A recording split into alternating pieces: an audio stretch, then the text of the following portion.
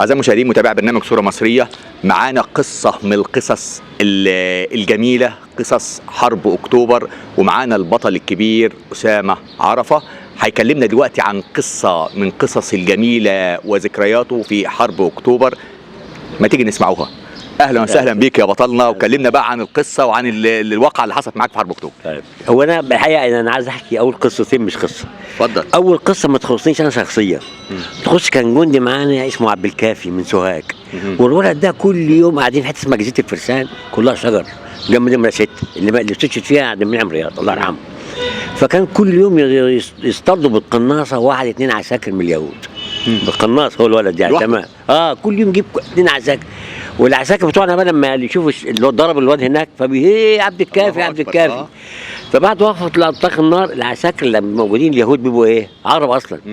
فكل شويه يندهوا يا عبد الكافي ده برنجي ولا كينجي، بس جت بقى القيادات قال لك ما تعاملوش معاهم بقى، بس هم حافظوا اسمه من ايه بقى، من اول ما يضرب الشهيد يسمعوا كده عبد الكافي عبد الكافي عبد الكافي.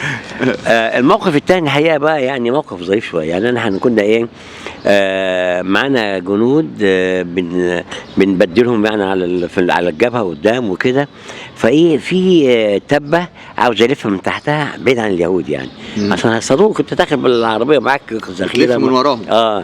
فالمهم دخلت في منطقه طلع فيها الغام. المنطقه اللي انا عايز يعني المهم فانا ايه انا راكب عربيه اسمها عربيه يونومانج الماني، موتور قوي، اسمها عربه قتال، ما استخدمناش فيها في الحرب. ما مشتش عربيه قبل كده خالص، دخل اسمها عربه قتال. تمام. المهم فانا بنلف بالعربيه دخلنا في اللغم.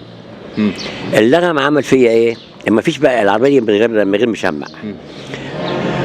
الموتور قوي، الموتور شفط اللغم كله بتاع الدبابه ده. اللغم هو اللغم دبابه، ضرب في الموتور، موتور صلب قوي، الموتور صد اللغم. بس انا بقى اللي طلعت فوق الموتور. انا بقى ايه يعني خد الموتور طلع باللغم، طلعك بالموتور لفوق. اللغم بقى الكرسي اللي قاعد عليه دفعني فوق في الجو يجي 7 8 متر ويتنازل في الارض بالكرسي.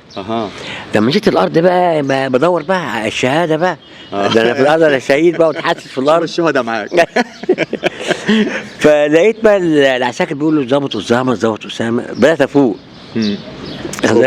فبدات افوق، وبعدين ايه فوقت بقى. المهم وبعدين بعد وقفه اطلاق النار رحنا اشوف، قالوا ينزل شوف ضابط، كل ضابط يروح يجي شوف امه شوف ابوه بتاع.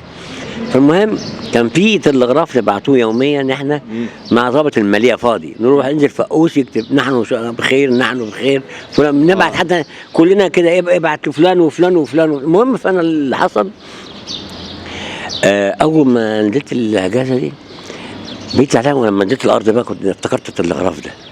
بعيد قلت ابوك وامك بعدها ولا غير، انت بعتهم كويس والنهارده بقيت شهيد وميت وبتاع. المهم لما وصلت الرشيد في الاجازه ففتحت الباب، امي قابلتني اهلا يا ابني بالحضن وبتاع، واول حاجه قالت لي تصدق يا ابني انا حلمت انك طلعت السما بس نزلت تاني. قلت له والله حصل يا امي.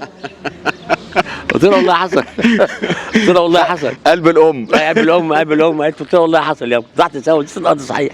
الحمد لله على السلامه يا بطل. ده كان جزء بسيط وحكايه بسيطه، حكايه مشوقه وحكايه مفرحه من حكايات برنامجكم صوره مصريه، وبطلنا الكبير استاذ اسامه عرفه.